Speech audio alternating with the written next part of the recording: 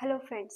So या लेक्चरमध्ये आपण जे आपलं रचना शरीर आहे त्यातील गर्भशारीर त्याचा हा थर्ड व्हिडिओ बघणार आहोत. सो याच्यामध्ये गर्भधारणेनंतर काय काय घटना घडतात हे आपण बघणार आहोत. सो बघा, याच्यात दिलेलं आहे षडभाव. षडभाव म्हणजे काय की जे फिटस तयार होत आहे, ओके, जो गर्भात निर्माण होत आहे, सो त्याच्यामध्ये जे काही त्याचे कॅरेक्टर्स आहे ते कशाप्रमाणे असतील. सो आयुर्वेदाने 6 भाव सांगितले आहे की या भावातून त्याचे जे कॅरेक्टरिक्स आहे ते हे येत असतात.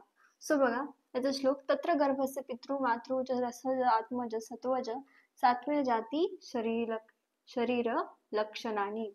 म्हणजे हे 6 भाव सांगितले आहे, तर यांचे जे आहेत कॅरेक्टर्स तेच त्या गर्भामध्ये दिसणार आहेत, ते लक्षण दिसणार आहेत. सो बघा, पितृचे भाव म्हणजे जे फादर आहे, फादर कडून त्या फिटसला, त्या गर्भाला कोणते गुण आलेले आहे, कोणते कॅरेक्टरिस्टिक्स आलेले आहेत, तर केश, ओके, केस, श्मश्रू, लोम जे हातावरचे असतात ते वेगवेगळ्या ठिकाणावरचे हे छोटे केस, ओके, अस्थि, ठीक आहे, बोन्स, नख, दंत, सिरा, स्नायू, धमनी आणि रेतस हे फादर कडून आलेले आहेत. ओके, त्यानंतर मातृज भाव, मदर कडून काय कॅरेक्टरिस्टिक्स आले आहेत, मांस, बरोबर, नंतर शोणित म्हणजे ओवम, मेद, ओके, मज्जा, हृदय, नाभी, यकृत, प्लीहा, आंत्र, गुद. सो हे जे असतील हे ऑर्गन्स आपल्या मदर सारखे असतील. ओके, नंतर रसज भाव, जो आपण आहार रस घेतो त्याच्याकडून काय आलेला आहे, शरीर उपचय म्हणजे शरीराची पुष्टी, ओके, बल, वर्ण, स्थिती आणि ऱ्हास, ओके, हे हा जो रसज भावाकडून आलेला आहे. नंतर आत्मज भाव, ओके, आत्म्याकडून काय भेटलेलं आपल्याला, इंद्रिय ज्ञान भेटलेलं आहे गर्भाला, विज्ञान, सुख, दुःख, आयु, बरोबर, कारण जेव्हा त्याच्यामध्ये चेतनेचे अधिष्ठान होईल 4थ्या महिन्यामध्ये, ओके, हृदय निर्माण झाल्यावर, सो तिथे आत्मा येईल ऑब्विसली, आणि त्या आत्म्यामुळे इंद्रिय ज्ञान व्हायला सुरुवात होईल त्या गर्भाला, सुख दुःख हे त्याला समजेल आणि आयुष्य त्याचं स्टार्ट होईल. त्यानंतर सत्वज भाव म्हणजे सत्व गुण असतो मनाचा, ओके, त्यामुळे काय काय ते निर्मलत्व, प्रकाशकत्व आणि आरोग्यत्व, ठीक आहे हे. आणि सातव्याच भाव मध्ये काय येईल, तर वीर्य, आरोग्य, बल, वर्ण आणि मेधा, मेधा म्हणजे बुद्धी. सो हे सर्व या भावानुसार या सर्व कॅरेक्टरिस्टिक्स यांच्यासारख्या त्या गर्भामध्ये येणार आहे. ओके, हे एवढं काही येत नाही, पण जर आलेच बाय चान्स तर तुम्ही असं लिहू शकता, ठीक आहे. तर आता गर्भाधान म्हणजे की फर्टिलायझेशन, ओके. सो बघा, तत्र स्त्री पुंसयो संयोगे तेज शरीरात वायू रुधिर येती ततः तेज अनिल सन्निपातात शुक्रच्युत योनी अभिप्रत्यते संसृज्यते च आर्तवेन ततो अग्निशोम संयोगात संसृज्यमानो गर्भो गर्भाशयानु प्रतिपद्धती.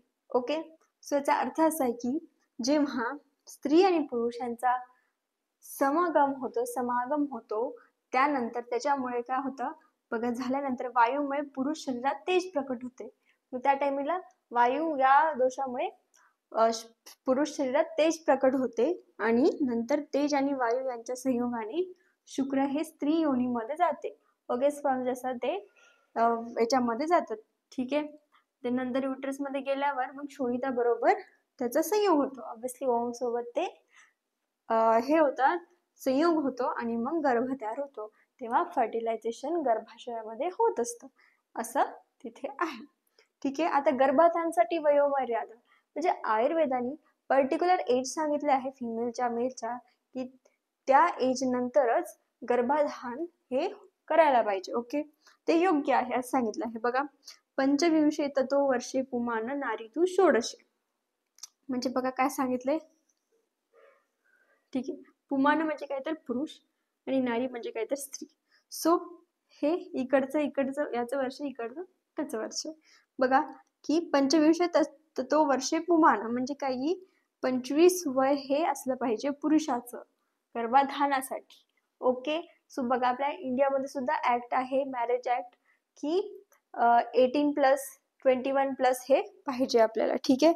सो तसंच आयुर्वेदाने सांगितलं आहे की 25 वय हे पुरुषाचं पाहिजे मेलचं आणि 16 वय हे स्त्रीचं पाहिजे ऍटलिस्ट. सो हे योग्य वय असतं गर्भाधानासाठी. ओके. सो आता नेक्स्ट आहे गर्भवृद्धिकर भाव, म्हणजे गर्भ तयार झालाय, आता त्याची वृद्धी कशी होईल, कशा प्रकारे होईल, काही घटक त्याची वृद्धी करण्यास मदत करतील. सो बघा, याचा हा श्लोक आहे. मी जे जे श्लोक लिहिले आहेत ते कंपल्सरी लिहायचे आहे आणि पाठ देखील करायचे आहे. ओके.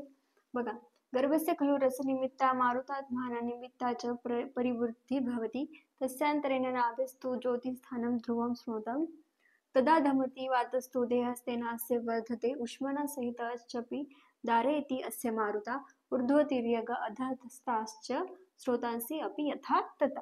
ओके. सो मोठा श्लोक आहे, पण पाठ करावे लागेल, हळूहळू पाठ होत जाईल. ठीक आहे. बघा, तर काय होतं, गर्भवृद्धी कशी होते बघा, तर रसाद्वारे. आता रसाद्वारे म्हणजे कसा, जो आहार जो आई घेणार आहे तेच बाळाला जाणार आहे, बरोबर. सो त्या रसाद्वारे व वात दोषाच्या आधमानामुळे, ओके, तर गर्भाची वृद्धी होते. ओके. या दोघांमुळे, रसामुळे आणि वायुदोषामुळे. नंतर बघा, वायूद्वारे अग्नीचे धमन होते, वाहते, आणि अग्निसहित वायू गर्भशरीरात अधो ऊर्ध्व तिर्यक दिशेने सर्व स्रोतांचे धारण करतो आणि गर्भाची वृद्धी होते. म्हणजे वायू काय करतो, अग्नीसोबत हा पूर्ण त्या गर्भाच्या शरीरात जातो, पसरतो, स्रोतच बनवतो. सर्व दिशेने अधो असेल, ठीक आहे, ऊर्ध्व असेल, तिर्यक दिशा असते, त्याने तो धारण करतो, म्हणजे संचारतो इकडे तिकडे, आणि त्यानुसार गर्भाची वृद्धी होते. ओके. त्यानुसार अवयव तयार होतात. ठीक आहे.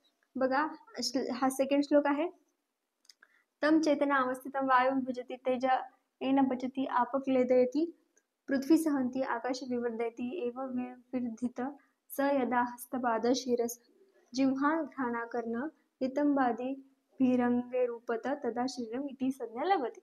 ठीक आहे. आता बघा, इथे काय सांगितलंय की पंचमहाभूत कसे गर्भाच्या वृद्धीसाठी हेल्प करतात. सो बघा, आपल्या शरीरामध्ये जो वायू गेल्यामुळे, पंचमहाभूतातील वायू गेल्यामुळे विभाजन होते बघा, क्लिवेज फॉर्मेशन होतं. ठीक आहे. तसंच विभाजन, हात पाय याची निर्मिती होते. ठीक आहे. अग्नीमुळे पचन होते. पचन म्हणजे ते डायजेशन वाला नाही, त्याचे ते एक रिॲक्शन, केमिकल रिॲक्शन होत असते. ओके.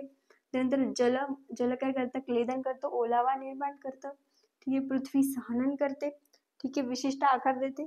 आणि आकाश विवर्धन, एक पोकळी तयार करतो. ठीक आहे, बॉडीमध्ये. सो हे आपले पंचमहाभूत हे कार्य करत असतात, आणि त्याच्यामुळे जे हस्त असते, म्हणजे हात पाय, जिव्हा, नासा, कर्ण, सो हे जे अवयव तयार होतात आणि इत्यादी, हे सर्व अंग प्रत्यंग तयार झाल्यानंतर त्या गर्भाला शरीर म्हटले जाते, बरोबर ना. जेव्हा सर्व हात पाय, सर्व अंग प्रत्यंग असतील, ऑर्गन्स असतील, तेव्हाच त्या गर्भाला आपण शरीर, एक कम्प्लीट शरीर असं म्हणूया. ठीक आहे.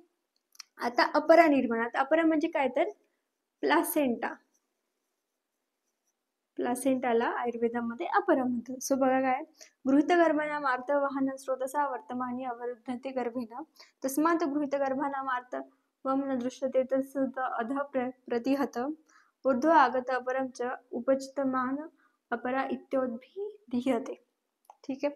बघा काय सांगितले, तर कन्सेप्ट की गर्भिणीच्या शरीरात आर्तवह स्रोतच बंद होतात.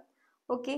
जेव्हा जी फिमेल असते ती जेव्हा गर्भधारणा करते, मग ती गर्भिणी होते. सो त्या टाइमला जेव्हा त्याच्यामध्ये आर्तवह स्रोतच बंद होतात.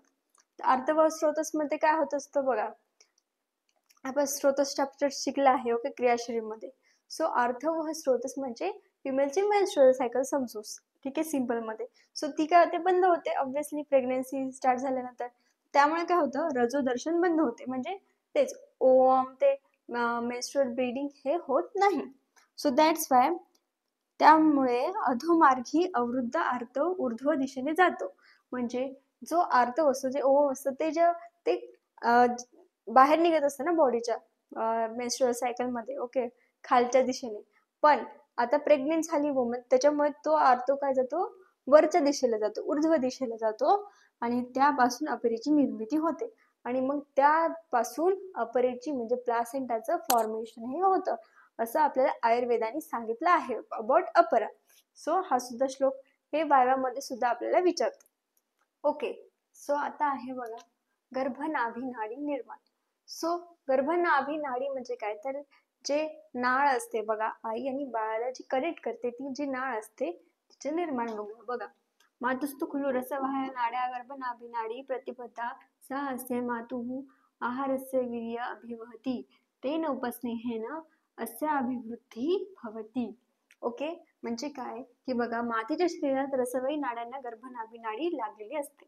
म्हणजे ज्या मातेचे शरीर आहे, ज्या मदरचं जे बॉडी आहे, त्याच्यामध्ये जे रसवाह्या म्हणजे तुझं माता जी आहार घेणार आहे त्याचा रस बनणार आहे. ऑब्विसली तुझं न्यूट्रिएंट्सला जे ट्रान्सफर करण्याच्या ज्या नाड्या असतील, जे स्रोतस असतील, तर ते कनेक्ट होतं गर्भनाभी नाडीशी. म्हणजे ते कनेक्ट होतं त्या नाळेसोबत. ओके, आणि ते जे आहे मग मग याद्वारे आहार रस मातेकडून गर्भाकडे वाहून नेला जातो.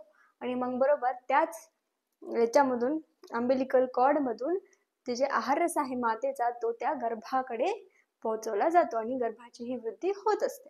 ठीक आहे, एवढंच आहे याच्यामध्ये. ओके, श्लोक सुद्धा पाठ करायचा. ठीक आहे. सो आता हे जे आहे, हा जो चार्ट आहे, सो हा बेसिकली याचा खूप मोठा श्लोक आहे.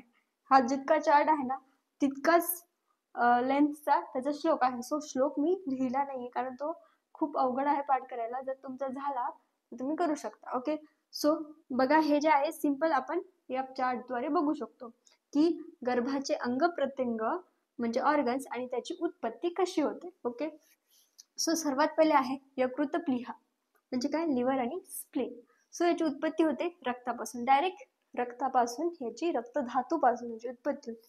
नंतर फुफ्फुस म्हणजे लंग्स, रक्ताच्या फेन भागापासून. ओके, फेन भाग म्हणजे काय की रक्ताचा जो फेस असतो, जो फोम असतो ब्लडचा, त्यापासून फुफ्फुसाची निर्मिती होते. असे आयुर्वेदाच्या दृष्टिकोनातून अशी निर्मिती आहे. ओके, त्यानंतर उंडुक, उंडुक म्हणजे काय तर अपेंडिक्स. सो अपेंडिक्सचं निर्माण कसं होतं, रक्ताच्या किट्ट किंवा मल भागापासून. म्हणजे जे रक्तधातू तयार झाल्यानंतर जो वेस्ट पार्ट होतो, सो त्याच्यापासून अपेंडिक्सची फॉर्मेशन होतं. त्यानंतर आंत्रभूतबस्ती म्हणजे काय तर इंटेस्टाईन्स, ओके, रेक्टम्स आणि ब्लॅडर. सो याचं कसं होतं तर रक्त कफ यांचा जो प्रसाद भाग किंवा सार भाग, ओके, तर त्याचे पित्ताने तर मग ते पित्त त्या भागाचं पचन करेल आणि मग त्याच्यामध्ये वायूचा प्रवेश होईल, तेव्हा हे सर्व जे ब्लॅडर असेल, इंटेस्टाईन असेल, रेक्टम असेल ते तयार होईल. ओके, नंतर जिव्हा, टंग कशी बनते, कफ, कफदोष, रक्त, रक्तधातू, मांसधातू यांचा सार भाग जे असते ते आपली टंग बनते. नंतर स्रोतस आणि पेशी म्हणजे ते कशापासून म्हणतात, उष्मायुक्त वायूपासून. म्हणजे त्या मांसामध्ये जेव्हा वायू जातो तेव्हा त्याच्यात पोकळी निर्माण करतो, त्याच्यामुळे उष्मायुक्त म्हणजे तेज सुद्धा असतं त्याच्यात आणि हे पेशी तयार होतात. नंतर सिरा, ओके, सिराचं बघा काय, व्हेन्स कशा होतात, मेदाच्या स्नेह भागाच्या मृदू पाकापासून. ओके, त्याच्या मृदू पाकापासून. आणि स्नायू कशाने तयार होतात, मेदाच्या स्नेह भागाच्या खर पाकापासून. मेदधातू माहिती, फॅट. ओके, नंतर आशय म्हणजे पोकळी, आपण बघितलं तर आशय शरीर. सो बघा, पोकळी किंवा अवकाश वाढत जाऊन म्हणजे आपल्या बॉडीमध्ये जेव्हा पोकळी होते ती वाढत जाते ऑब्विसली, तेव्हा आशय निर्माण होतो. नंतर वृक्क म्हणजे किडनीज, ते कशा तयार होतात, रक्त व मेद यांच्या सार भागापासून. म्हणजे रक्त प्लस मेद धातू यांचा जो सार भाग होईल त्यांच्यापासून किडनी बनते. त्यानंतर वृषण, टेस्टिस कशापासून बनतात, मांस, रक्त, कफ आणि मेद यांच्या सार भागापासून बनतात. ओके, नंतर हृदय, हार्ट कशापासून बनतं, रक्त व कफ यांच्या सार भागापासून हृदय हे बनतं. सो हे काय चार्ट आहे. सो आपल्याला याच्यावरचा MCQ येऊ शकतो की मेदाच्या स्नेह भागाच्या खरं भागापासून कोणता ऑर्गन बनतो, आपण काय करणार, टिक करणार स्नायूला. सो बेसिकली हे जे आहे सर्व हे आपले ऑर्गन्स आणि त्याची उत्पत्ती दिलेली आहे. ओके, असं आपला गर्भ शरीर हा संपलेला आहे चॅप्टर. ओके, आय होप तुम्हाला सर्व समजलं असेल. नाही समजलं असेल तर मला तुम्ही कमेंटमध्ये डाऊट विचारा, इंस्टाग्रामवर डाऊट विचारा. ओके, आणि श्लोक सर्व पाठ करायचे आहे, याच्यामध्ये जितके सुद्धा लिहिलेले आहे. ओके, व्हायवामध्ये कामी पडतात आणि एक्झामला सुद्धा कामी पडतात हे. ओके, सो जर तुम्हाला श्लोक सेपरेटली पाहिजे असतील, नुसतं श्लोक, ओके, सो त्याची श्लोका नोटबुक आहे ती 99 रुपीज मध्ये आहे, 4 सब्जेक्ट. ओके, ते सुद्धा तुम्ही घेऊ शकता. Okay, thank you.